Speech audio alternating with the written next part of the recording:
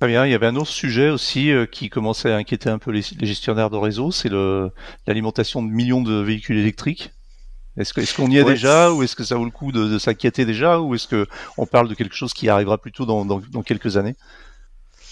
Alors, c'est pas faux. J'ai bon, d'expérience, il y a quelques années, on avait fait une rencontre à Lyon avec le Citélec, qui est une association qui promeut la... Non, c'est à Grenoble, qui promeut la mobilité électrique. Et il y avait quelqu'un d'Enedis qui était assez inquiet. Mais ça, je te parle de ça il y a 6-7 ans. Après ça, j'ai pas eu les mêmes sons de cloche. On a des gens dans l'association qui travaillent chez EDF ou chez Enedis qui nous disent OK, le réseau va tenir le coup. Euh, Si on regarde les chiffres de l'Aver, c'est intéressant quand même. C'est la puissance totale installée en France, 4084 991 kilowatts. Bon, ça fait quoi ça? 4 gigawatts, non, c'est ça? Ce qui leur fait peur, c'est pas tellement la quantité d'énergie, c'est l'appel de puissance en fait. Ils ont peur que tout le monde se mette à tirer en même temps, quoi. Donc, j'ai plus les chiffres, mais bon, c'est des centaines de terawattheures qu'on produit tous les ans. Et ils se sont amusés à faire des simulations sur 30 millions de véhicules. Et c'est bon, ça représenterait un pouillème de tout ce qu'on est capable de produire Johan, tu as des chiffres peut-être. Enfin, quand je dis un pouillème, c'est peut-être 30%, je ne sais pas.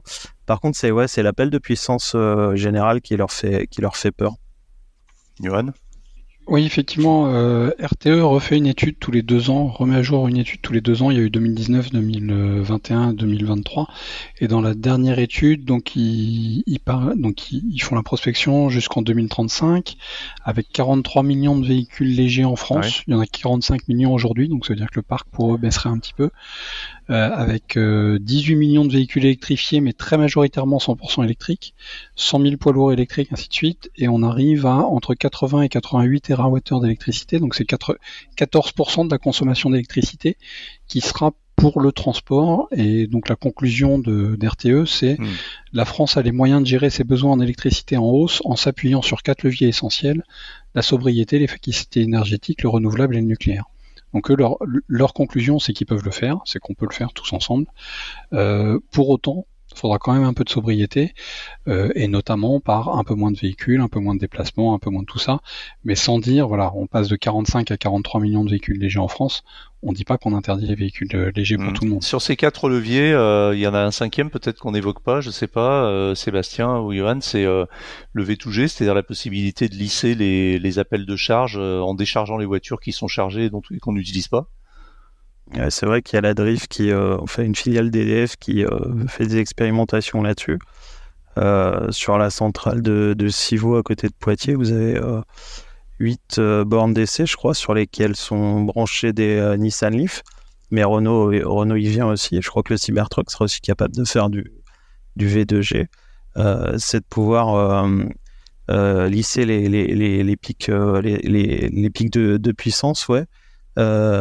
Pouvoir utiliser les batteries en renfort sur le réseau, puisqu'en fait, si on avait 1 million de véhicules branchés sur le réseau qui étaient capables de redonner à chaque fois 10 kW de puissance instantanée, ce serait pas mal.